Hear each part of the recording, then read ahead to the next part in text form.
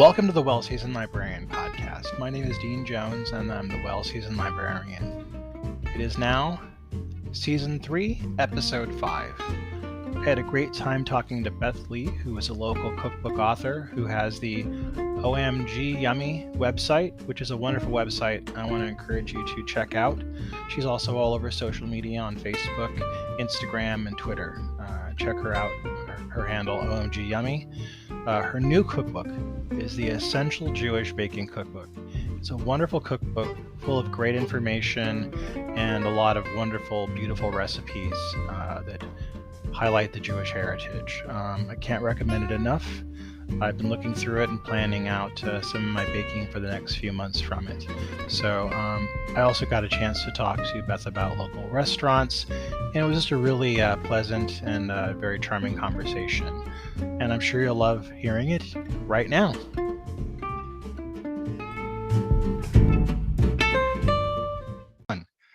Welcome to the Well-Seasoned Librarian podcast. Today, I'm honored to have Beth A. Lee on my podcast to talk about her brand new cookbook, The Essential Jewish Baking Cookbook, 50 Traditional Recipes for Every Occasion. Beth, welcome to the podcast. Thank you so much, Dean. I'm so excited to be here chatting with you. Yeah, I've been really looking forward to it, and I've been looking over the cookbook and it's making me very hungry. I've been looking over it with my wife, and we've been planning out all the things I want to bake in the future with it. So it's going to be kind of fun. Great. Well, let me know what you decide to start with. And I love seeing what everybody's cooking and baking and their twists on it, or just how it's just really exciting to see it all see it coming to life and people eating it in their kitchens. Well, I'm on a rye bread kick right now, so there'll be a lot of rye bread in my future from this book. But I really like a lot of the cookies, and I think a lot of some of the recipes, like I wonder if I'm pronouncing this right, Hamantaschen. Hamantaschen. Mm-hmm. Yeah. Well, that's a lifelong favorite of mine, so those will be first, I'm sure. But also, I want to try the arugula. That's a good one. That's the recipe that we've been making in our family for a really long time. It started out years and years ago, like so old that it was in a magazine, and I'm afraid to say when because it really dates me, but it was a recipe we had found in Food and Wine like a million years ago, and then just have kind of made it into our family recipe over the years. But it's a really good one we're asked to bring that really wherever we go. We eat it for Hanukkah, even though that's not really traditional. It's just traditional for us. Yeah. But there's something about the combination of the chocolate and the apricot and the cream cheese and butter in the dough and sour cream. You just kind of can't go wrong with it. I'm salivating just thinking about it. That's all my favorites right there. So tell us about yourself, for those who are not familiar with you or your website. Tell us about yourself and how you came to food writing. Sure. So not a typical path. I kind of call myself a recovering Silicon Valley marketing executive, as so many people end up being here, the recovering part. But I love to savory cook, especially really from college on. And I had this long career in doing, as I say, Silicon Valley stuff, but I always had this sort of yen for cooking. I just perhaps realized late just how much of a yen for cooking I had. And then in 2010, I had to take a little break from my regular work to deal with, managing the household and the kids and stuff. And I was really antsy, and our family loves traveling. When we traveled, we would always travel and kind of plan our food, and then the sort of the sightseeing was in between. And I was just kind of seeing a pattern there. And at 2010, my family said, why don't you just start writing about food? Just like start a blog, like why not? It was sort of on a whim, without all the planning and everything that I had to do for my clients and everything in marketing. And I started writing my food blog, Oh My God Yummy, omgyummy.com.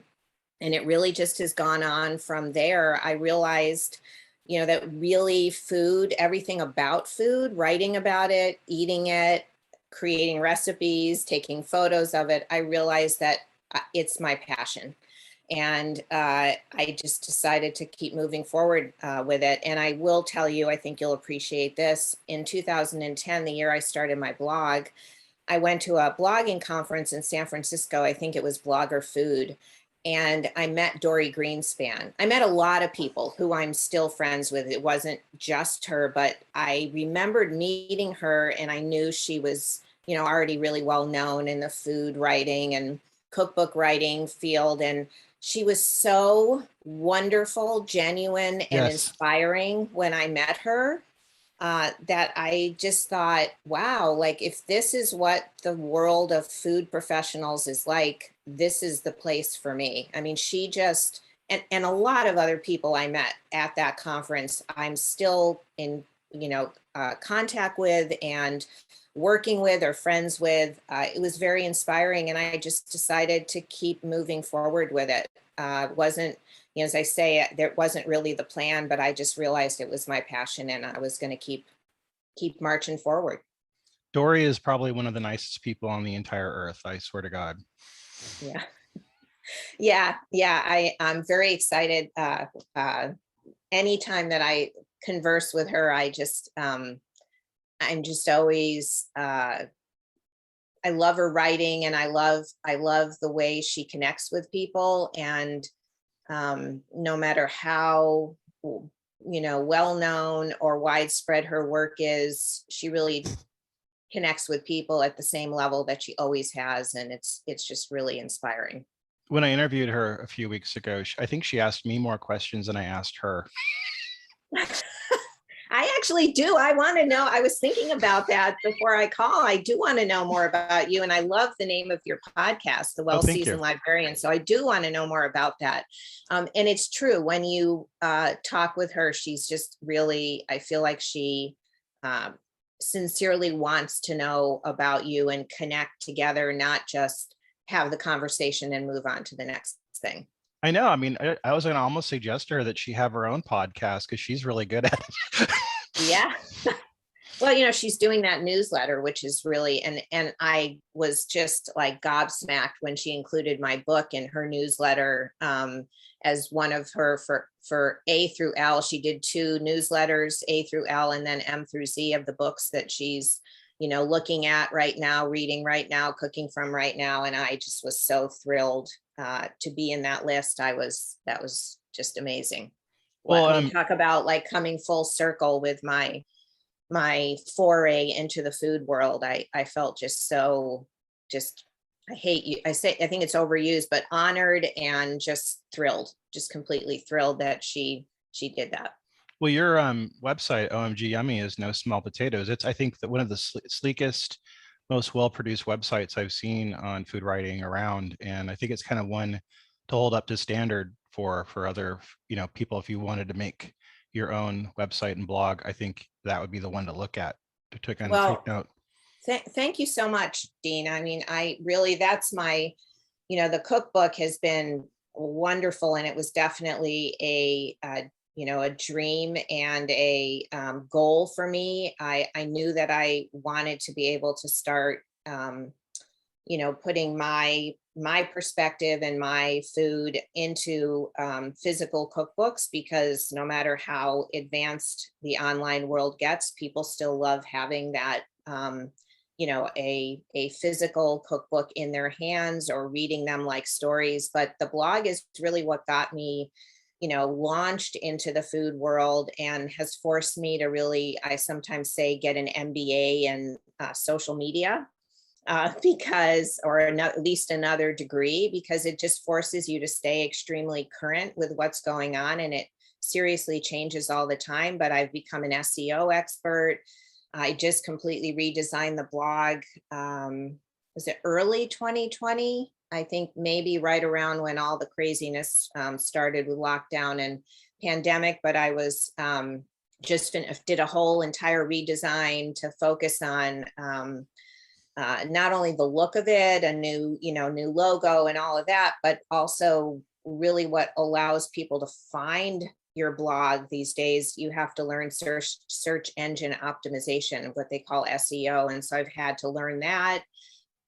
Luckily, I'm in a fantastic mastermind group that helps me. We all help each other stay current, but thank you for noticing. And I do work really hard on, I mean, if you look back at early posts, you'll see my photography was sort of horrendous at the beginning, and slowly but surely I'm trying to get rid of all that. But the more current work is, I mean, I've learned that I love photography. I love to be in front of the camera too. I'm hoping to do more and more video, either for myself or with brands. But I learned that I love to be behind the camera and take photos of food. And it's one thing, by the way, I loved about this change in career for me is in my previous career, I hired creative people and I managed big projects and product launches and all those things. But I didn't think of myself as a creative person. I thought of myself as the person who's really organized and does project management. And what this field has taught me is that I'm a creative person. I'm a writer, I'm a photographer, I'm a recipe creator. And it's been really exciting to me to gain the confidence and to do that. And I realized how important, it would have really been sad if I went through my whole life and didn't think of myself as a creative, but only someone who hired creatives. I realized I'm a creative person too. So. I'm surprised you say that, because you're really good at photography. And I didn't really actually check to see who did the book's work, but I was talking to Rose Levy-Berenbaum yesterday about it, and your cookbook, and she said your design for the cover, everything was just really amazing. And she was talking about how good it was. And I was noticing as well how great your photography is for your social media work. It's just really excellent. Thank you. Well, the photography for the book was done by Annie Martin. I want to give her a huge shout out. That was the choice from the publisher, Rockridge Press. And she did just beautiful, beautiful, beautiful work. I had so wished there were even way more photographs, because she just did a fantastic job. I sent them, little snapshots that I took all the way through my recipe development, so they would know this is what it's supposed to look like. But they baked it, they photographed it, and wow, what a beautiful job they did. And to your point, Dean, it's really interesting because I photograph a lot. There's a lot of different food on my blog, as I'm sure you noticed. I love Middle Eastern ingredients and cuisines. I love a lot of fresh produce and fresh fruits, and very eclectic, all kinds of food. There's Hawaiian influenced food. So I don't only photograph baked goods, but when you start thinking about photographing baked goods, you realize how much brown there is. Yes. So, absolutely. So it takes a lot of skill to really make the picture work and be exciting. And I've, but over the years, I mean, I'm so impressed with what Annie did for the book, and people love the cover design also by the designers at Rockridge Press, just that really the swath of blue. And then that, that babka right there, people are really loving the cover design. I'm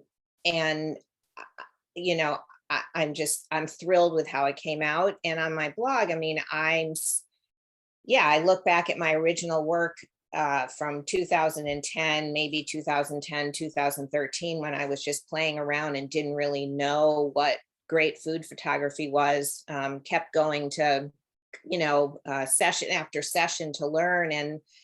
And now, I feel like, I'm a food photographer. I can say that about myself.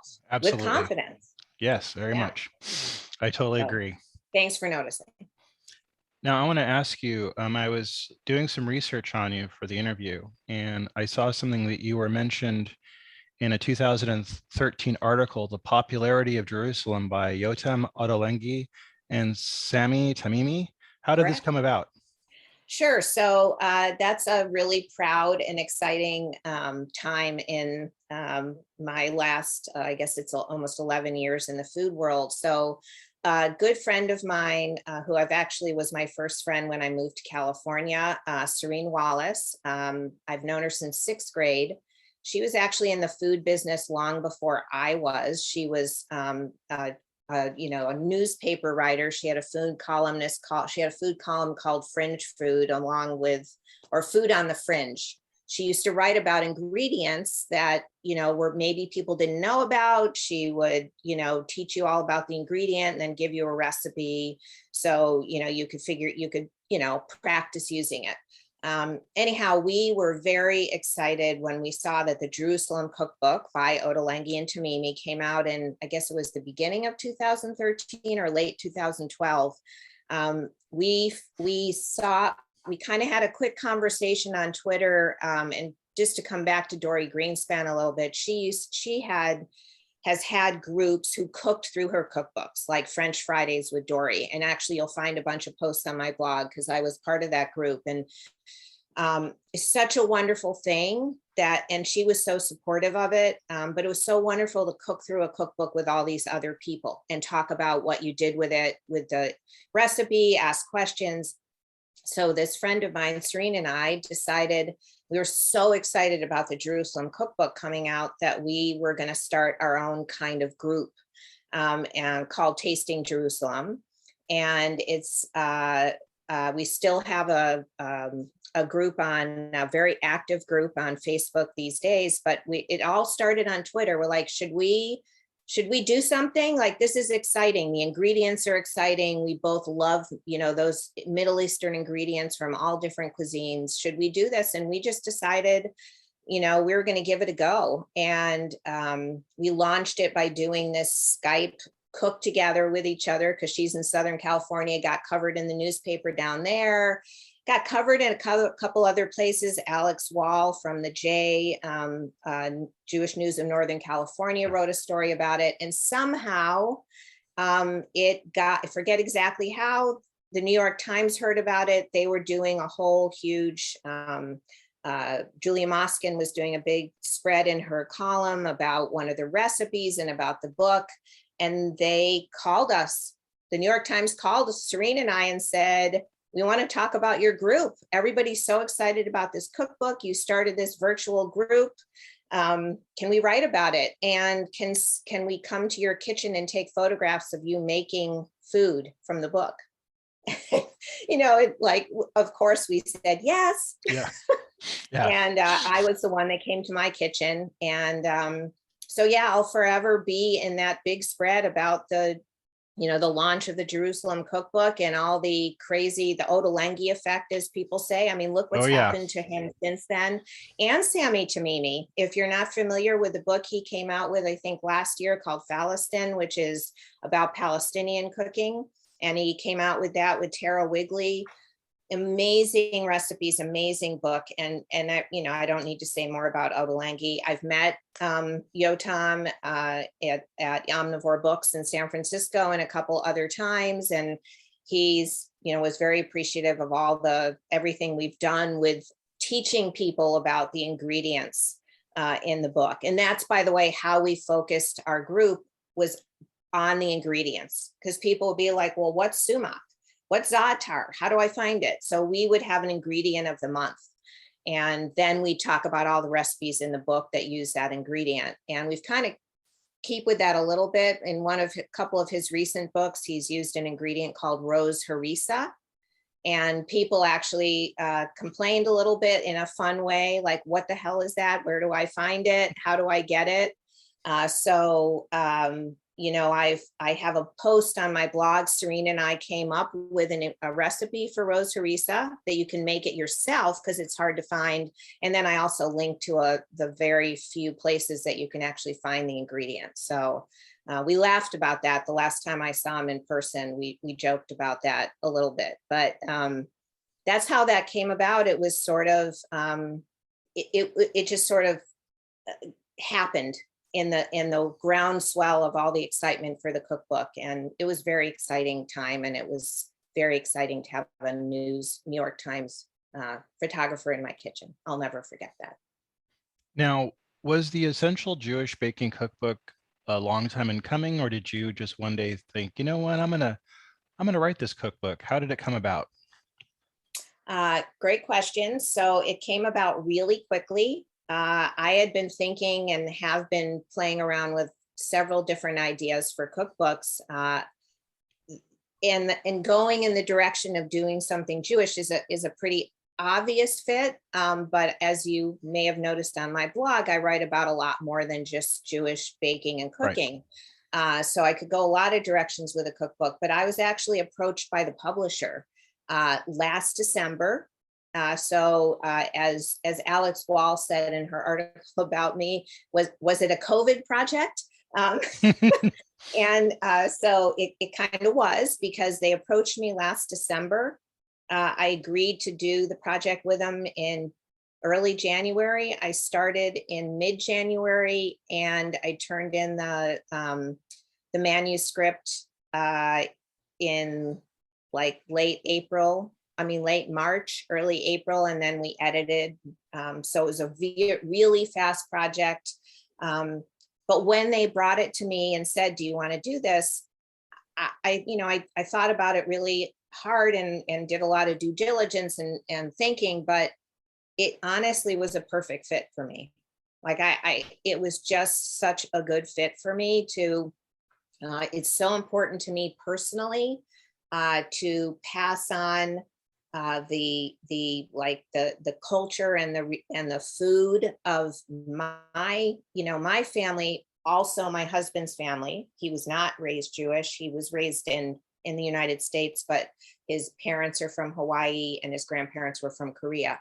So that's where some of that Hawaiian and Korean food you might see on my blog comes from. But it's really important to me to pass on those traditions since I have a multicultural family. So the idea of doing essential Jewish baking, where I can really honor the bakers of the past. And there's a friend of mine on Instagram who said this so nicely, that my book honors the bakers of the past, but welcomes the new bakers. And I see it happening. I see people who are just new to baking, who are diving in and having success. So it just seems so right for me to be able to put my mark on a book that's going to hopefully live and help people pass on their own traditions. And it was so great because I'm of Ashkenazic descent. So Right. my lineage is from Eastern Europe, but there are Jews from all over the world. The diaspora is wide. We covered the Sephardic baking and also some Mizrahi baking, Sephardic being primarily from like the Greece and Spain region, although it's a little more complicated than that. And then Mizrahi, meaning the Jews of like Middle Eastern, Arabic descent, maybe some Asian descent. There's also crossover, but we really tried to cover a broad base. And anyhow, it just felt like a good fit to me. And timing was good. We were still all home in our houses, and basically just dropped everything and dove into it. And I'm so happy I did. Did you have any fears when you're writing it that somebody might contest some of the recipes as not authentic enough or not how my grandmother did it? Well, first, that's a good question. I didn't really have fears that people would, contest it. I had a lot of trepidation about how I was going to get smart enough and knowledgeable enough to represent recipes that maybe I didn't grow up with and do a good job of it. So maybe I wasn't afraid, but it was really important to me that I did the legwork to do it properly. So for example, I didn't grow up eating Sephardic baked goods like the burekas or the bizcochos. Or there's some rolls in there called raskas. But I happen to know people who did grow up and have family still alive that bake all those things. So I spent quite a bit of time one-on-one with people. I mean, I have text conversations, like when I was developing the raskas, literally texting with my friends who do know how to make those. Then they were one of my recipe testers. I also went into Facebook groups, both broadly like Jewish cooking that cover all different kinds, but also specifically Sephardic groups like Bendichas Manos, and I think there's another one, Sephardic SEC Spice or something. I don't know if I'm saying it right, but I spent a lot of time in those groups saying what is essential Jewish baking to you. Plus, I'm also fairly well schooled in Middle Eastern cuisines and ingredients, so I had some little bit of comfort with some of the more Mizrahi based, the pita bread, but I do a lot of learning. So I did the research. I had a lot of cookbooks, a lot of live resource people, a lot of research on Facebook, and really in Facebook groups. And and then I would do I would do spreadsheets with different recipes in them and study like what it and watch YouTube videos. There's one recipe in there, malawach, which is a Yemenite flatbread. Right. I had never made that before. I watched so many YouTube videos. Everybody makes it differently, but you start getting a sense of what makes it malawach. And then I would kind of go from there. And I would always try to think about, it was really important in this book, so essential Jewish baking. We wanted it to be kind of those recipes your grandma, might have made when you were growing up, if that was your background. We also wanted it to be comfortable for people newer to Jewish baking. Maybe you're not even Jewish, you just love a bagel, or you have a friend who's Jewish, you want to cook for them. So I also tried to keep ingredients something you could buy at the local grocery store, and really try to keep the recipes approachable. Even if they were a little more complicated, try to really keep the directions and the ingredients and the processes as approachable as possible. Well, you did a great job on that, because it's a really wonderful, well-written cookbook. I really was impressed, with a lot of the recipes and how you made them really accessible for people that might not be familiar with it. And I've gotten some good feedback. In fact, I'll use my niece as an example. She really wanted to make barekis for her husband, who's from Israel, and he was having a yen for him, but she does not consider herself a baker, really never makes dough from scratch or whatever. And that she's made them now 3 or 4 times. And in fact, last night I got another text from them on our little thread saying that they had just made them for like the 4th time. And I have a friend who's not Jewish, not a baker at all, and she made the babka. And so I'm feeling really good that I'm connecting with people who are just excited to have a way to learn to bake, whether they're Jewish or not, like to feel like they have the tools to get in the kitchen and try it. Now, speaking of babka, are you in on the recent pumpkin spice babka controversy? No, tell me about it, Dean. I did not hear about this. So how did I miss it? I saw that this morning on Twitter. I guess somebody posted a recipe for pumpkin spice babka, and I guess the internet went berserk, and a lot of people are like very much against it. Some people are like, it's just, don't worry about it, it's no big deal, when everybody's kind of feuding on it right now. So because it's not traditional, right? Yeah. As I said, I stuck with traditional in the book because that was the essence of the book. But I think part of the beauty of cooking is the creativity, and you can change. You can change flavors and things and still give a nod to the essence of what it is. Babka is this enriched dough with butter and eggs in it, that's rolled and has a filling in it. And I think you can, I'm not personally offended by things like that at all. I think there's something about pumpkin spice. People are either big fans or not. It seems to bring out the edge in some people. I said on one of my Instagram posts the other day, I asked people, what are they getting excited about for fall? And I said, if it is pumpkin spice, this is a safe place. You can say that. It's okay. Yeah, it does seem to be a big controversy, though. It's funny to me to watch because I don't see why, but people really seem divided on it. I don't know why. Now, I Oh, saw well, that I'll have to look it up. I saw in your bio that you're from the East Coast. How did you come to move out to the Bay Area? So my parents are both from the East Coast originally, both born in New York. My mom was my dad was an only child, but my mom was one of six kids, and she was sort of in a way, the black sheep of the family because she actually left New York, the New York, New Jersey area because of my dad's work. They ended up in Schenectady, and then we ended up in Pittsfield, Massachusetts, which is Western Massachusetts, as people might know, at the heart of the Berkshires. And that's where I was raised because there was this huge GE footprint there. There were various GE businesses, and my dad worked for GE.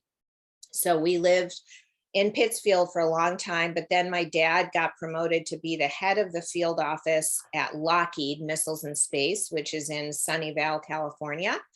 And he took the job. And whoa, we left. Everyone else stayed East Coast. We picked up and drove across the country and came out to California. And myself and my three brothers and my parents who are still alive. My mom's almost 92, my dad's 94. We all stayed in California, and we've been here. So I've been here ever since. And it's a far cry from the Western Massachusetts or Brooklyn, where a lot of my family was, or New Jersey or Florida. But we made a home here. We love we love it out here. Sometimes a little bit, it's getting better. It used to be really hard to find sort of the Jewish food I grew up with. It's getting a little bit easier, but it used to be really hard. But we love it out here. Now, did somebody inspire you to bake, or did you kind of come to it on your own? No, so I do talk about it in the book. So it was really my grandma who inspired me to bake. She was a prolific baker, as my mother still tells me almost every time that I see her. But interestingly enough, and this is something I learned when I started writing my blog, and it was part of what really pushed me forward to keep documenting recipes and learning to bake and cook better and better and better. My grandmother's prolific baker, 6 children, none of them baked.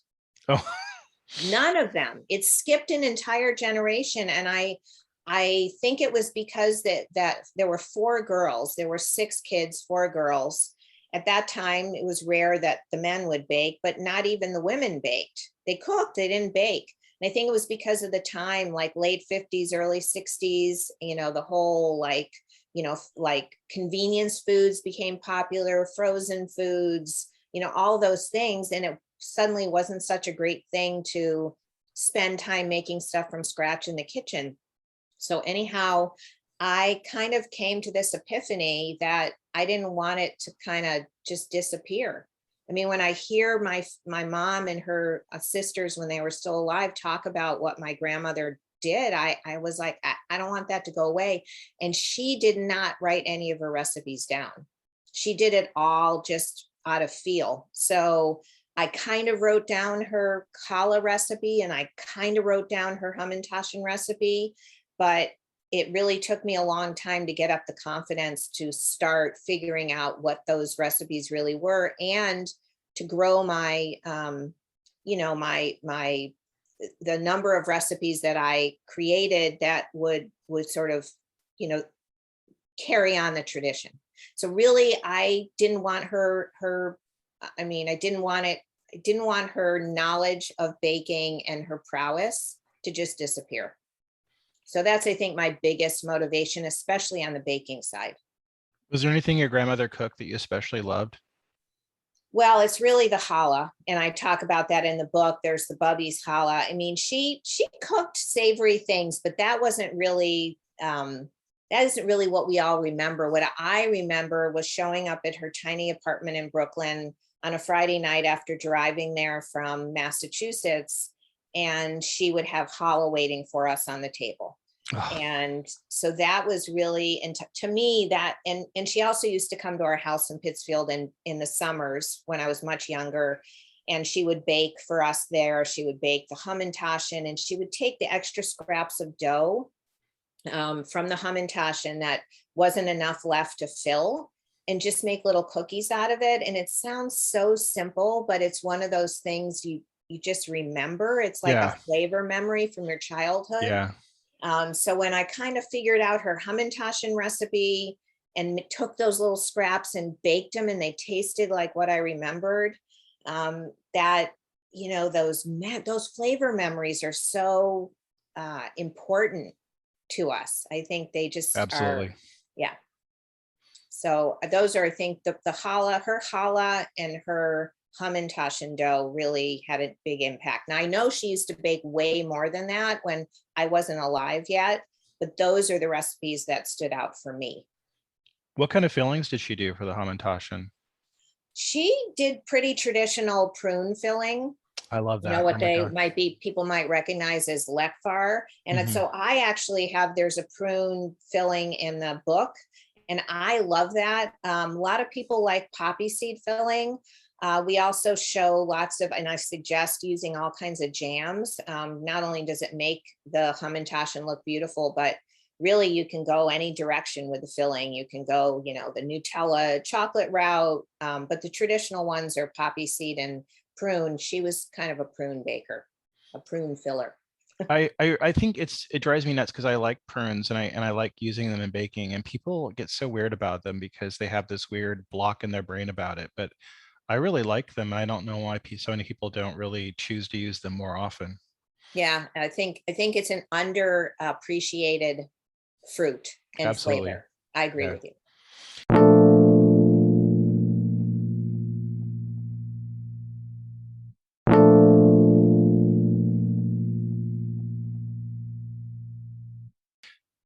Can you tell us some of the methods and techniques that differentiate kosher baking?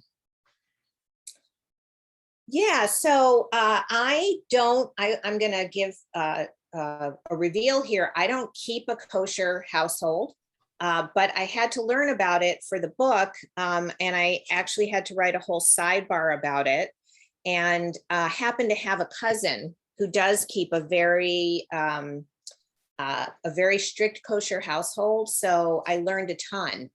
And so, kosher baking depends on the kind of kosher household you keep. If you keep a kosher household from, a completely kosher, then you're going to be using, the types of, which uh, um, um, uh, utensils and which oven you use are going to make a difference in your kitchen. Like you're not going to put meat dishes in the same oven that you might put your dairy dish or recipes, something you're making as your dairy.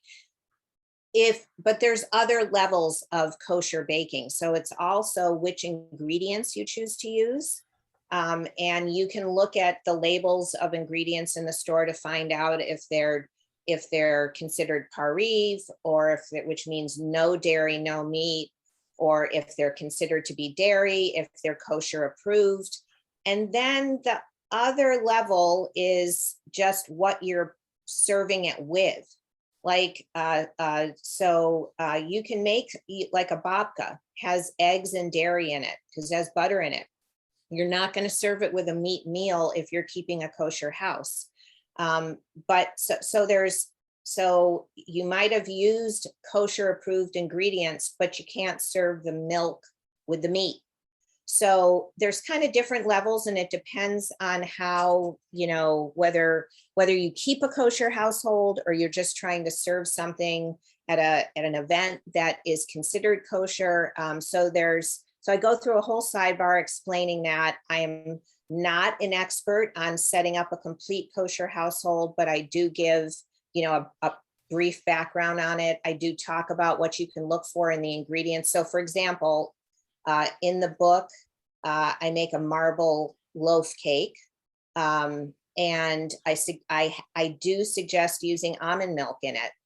because I want, and olive oil, because I wanted it to be something that you could absolutely serve whether you keep a full kosher household or not, because there's olive oil in it, not butter, and it's almond milk. So it's a non-dairy milk and not a dairy milk. So anyhow, there's lots of alternatives in the book, and I try to point out when something is considered kosher or ways you might be able to make it kosher. But yeah, it's a kind of multi-level answer to your question. There's different levels of keeping kosher, I guess, in my mind. I was really happy to see you had a recipe for kugel in there, because it's something that I really love. I had some at a potluck once, and I think I made a pig of myself. I almost ate it all because I loved it so much. And I really wish more people were aware of it as a dish, because it's really beautiful, and it is something that I think if more people made it, they would really start using it in their repertoire. So what kind of kugels have you eaten? Like, have you eaten a dairy-based kugel or a Yeah. Yeah. Yeah, I mean, So it was that's cottage cheese based. Yeah, so the recipe in the book, there's actually two. There's a savory kugel that's appropriate for Passover, and then there's the dairy kugel. That recipe originally came from my friend Dana Schrager, who runs she has a blog, Foodie Goes Healthy, but she also runs the Jewish cooking and a Jewish holiday cooking group on Facebook. And kugel's an interesting thing because it's almost kind of a very peasanty food, casserole-ish, but it can be so delicious, so comforting. I actually grew up in a family, we didn't put dairy in the kugel. My mother stopped keeping a kosher household, but she grew up in one. And so she learned to make a kugel that had no dairy in it. So you could eat it like with your Friday night Shabbat meal, which would generally have like a chicken or a brisket or some kind of meat main course. Hence, you could not eat dairy with it.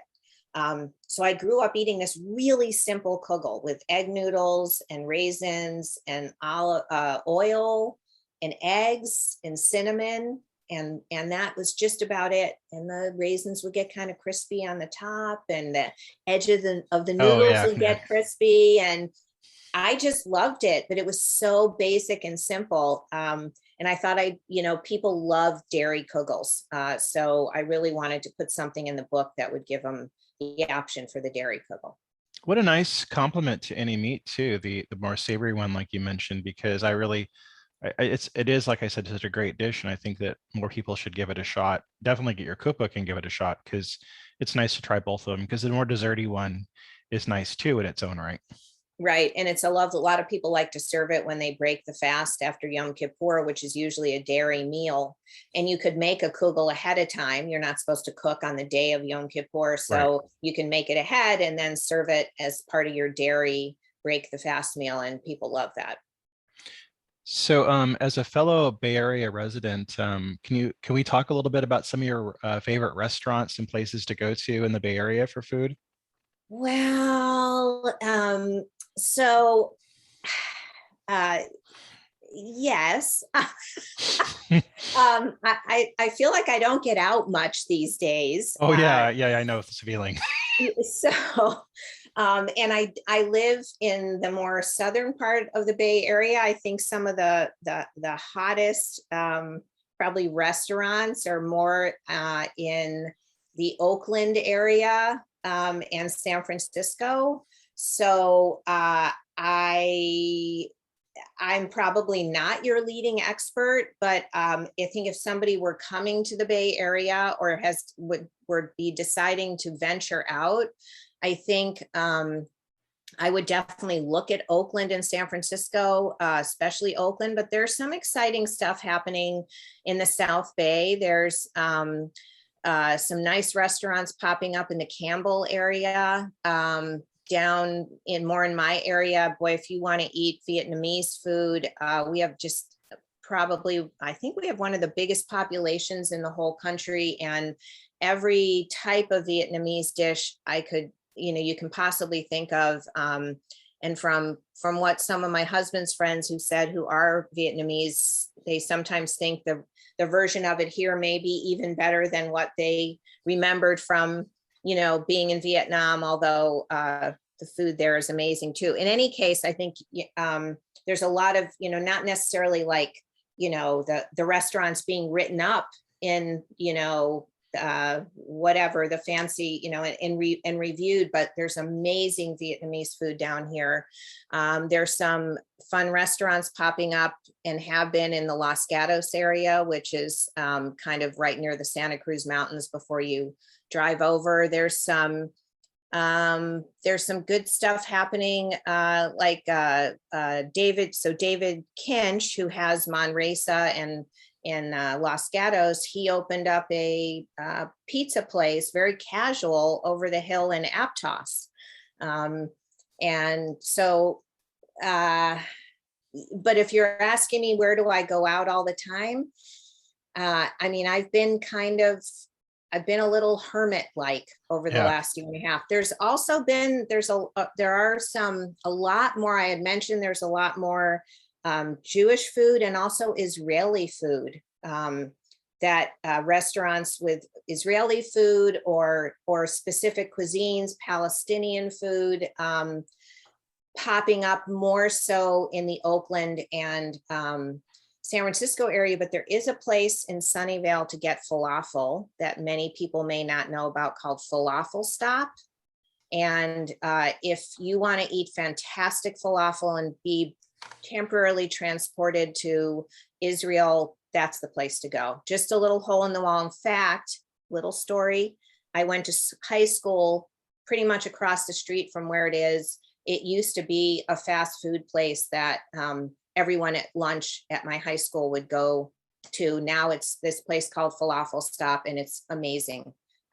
Really fantastic. Basically a hole in the wall. Highly recommend driving down for it. It's terrific. I think we could even say that Israeli food is becoming one of the biggest food trends in the Bay Area right now. I think Israeli food and, as I say, like specific cuisines from that region, Lebanese, Turkish, Palestinian. I can't think of the name. There's a great restaurant. I'm blanking on the name, but anyhow, I think if you're looking for cuisines to eat, I mean, and that's the other thing about the Bay Area. I mean, really, you can find almost anything. Absolutely, yeah. Right. You could find Russian food, Peruvian food. I mean, you can just find just about anything, and hopefully most of the places have survived. And there's I've seen some new things opening up. So let's keep our fingers crossed that, the restaurant scene continues to flourish. Yeah, it's funny because one of the things I love about the Bay Area and why I'll never leave is, like, I live in what would be considered the boondocks, but I mean, I live in the middle of nowhere, but I can go 5 minutes and get sumac and za'atar if I want to. It's easy for me. So I love that about here. It's so much different than living like in Idaho, where you have to travel 3 hours to get it, Right. Or order it online. Yeah. No, that's another thing. There's some just amazing. I'm kind of a geek for grocery stores, and especially, culturally specific grocery stores, that have Middle Eastern ingredients, Indian ingredients. I mean, I found hole in the walls that specialize in like ingredient, that have products that have come from Russia. I mean, put me in the middle of a grocery store like that and just let me roam up and down the aisles, and I am a very, very happy person. I'm exactly the same way. I think it drives my wife nuts because she hates shopping and I love it. So I'll go. I'm the one that likes to go grocery shopping, and she's happy to stay home and let me do it. Oh, well, that's fantastic. Yeah, I'm the geek. I'm the grocery store geek in our house. Too. Who are some of your favorite cookbook authors and food writers that you're reading, that you enjoy reading? Oh, so that's really hard to narrow down. As we alluded to earlier, I'm obviously a huge fan of Yotam Ottolenghi and also Sami Tamimi. I love their storytelling and the ingredients they use and the flavors they create. I've been making Sami Tamimi and Tara Wigley's recipe for something called shatta, which is a Palestinian pepper spice sauce thing, condiment's the word I'm looking for. It's so simple, but it's otherworldly by the time you're done with it. It's amazing. So I'm loving that. I love all of their books. I love a new book that just came out by Emily Pastor on Mediterranean cooking, but in the Instant Pot. And I love it, and some air fryer. The recipe flavor profiles are amazing. The photography is amazing by Leigh Olson. So definitely I would take a look at that. I, of course, love Dory Greenspan. I love the way when you read her recipes, you feel like she's in the kitchen with you. I really admire the way she writes her recipes. It just is, I feel like you're together when you read, you're with her when you read her recipes. Absolutely. I love Nick Sharma's work, Season, and then what's his flavor? What's his latest book? Flavor. I should know this. I should know it too. Is it Flavor Quotient? Is it Flavor? I should know this. Anyhow, both of his books, I love the way he takes traditional. He started, really like he'll often use flavor profiles, ingredients, for example, from Indian cuisine, but I see him, adding in his own flair. I love the way he creates his flavors and stretches the boundaries of things. And of course, this photography is absolutely amazing. I also love someone she's not writing her blog anymore, but Cheryl Sternman Rule. If you find either of her cookbooks, Ripe or Yogurt Culture, and I don't think it's online anymore, but her blog, the 5-Second Rule, her food writing is phenomenal. I would always read what she wrote and it would inspire me. So if you find her cookbooks or find any of her writing online, really, really amazing writer. So those are a few. I mean, I could keep going. And I know people on blogs these days really want to get straight to the recipes, but there's some amazing, amazing storytelling. Oh, I know somebody else. I would check out Viola Buitoni. She doesn't have a blog, but her Instagram feed is inspiring. She's focused on Italian ingredients, Italy by ingredient. She's just, and check out her videos, just super. And she loves what she does. She's inspired by food, and she will inspire you to get in the kitchen and be just as excited about it as she is. So that's another one.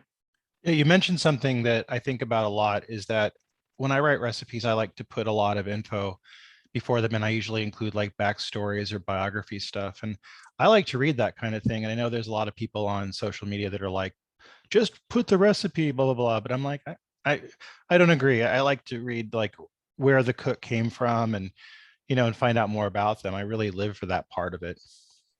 Well, and they talk a lot about, there's been a lot of discussion on all over online and various places about cultural appropriation in, food and recipes. And I think it's important, if you don't want to do that, but you're, cooking something that is maybe not your first, your background, that you need to spend some time talking about where the dish is from, what inspired you for the recipe, what the ingredients are. I feel like it's important. I mean, people can hit the jump to recipe button for sure, but I like to understand that background. I mean, that's something that's really important to me. And I think it might influence you going forward from making that recipe to know, to explore more into that particular ingredient or cuisine. So I like the background of it too. Yeah, I think I'm with you. I really like that you said that, because I mean, I always worry about cultural appropriation when I write a lot of articles about different food, but I always do like to include that I make this for my family. I grew up eating this. It's not something that's alien to my culture. So well, and then I think a lot about what is, when you say what's something's alien to your culture, like think about like a family like mine, and so many families in this country who have kids who are now of, what is their cult, like what is my Right. kids' culture, right? Like, and that's really important to me that I help them know that, but they're very diametrically opposite things, although I do try, or not opposite, they're just very different. Right. There's, and they don't necessarily naturally cross over. But I was in an event once I'm in the Bay Area Jewish food professional group, and we did a Jew Asian event. And the woman who runs it, Alex Wall, asked me to be one of the featured chefs, cooks that night.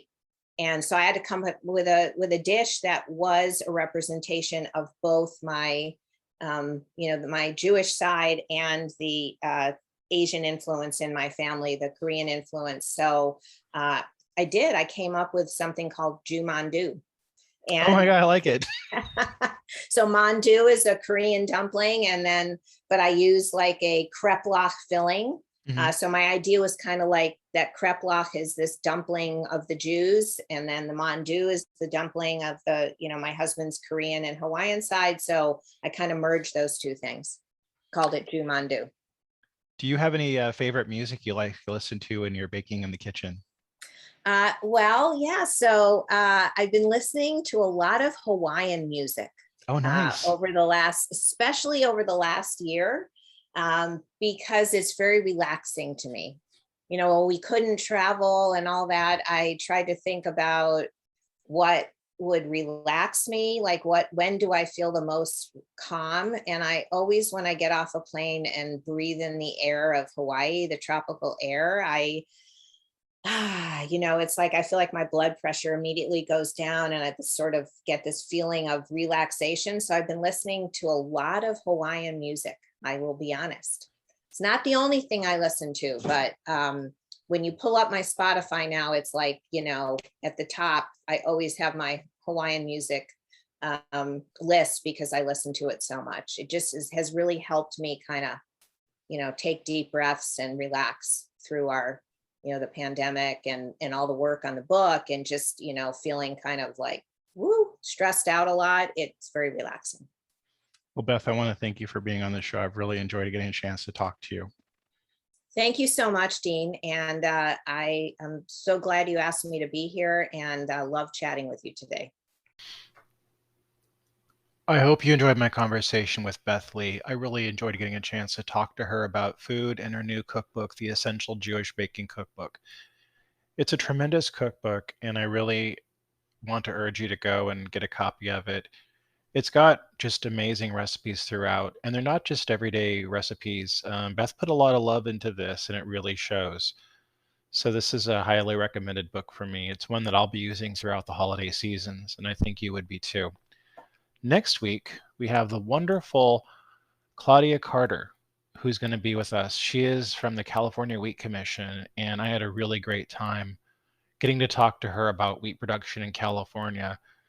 That might sound like a dry interview, but it actually was anything but. It was very informative and very engaging, and she was a wonderful guest. So tune in on Monday to talk to Claudia Carter. Until then, happy cooking.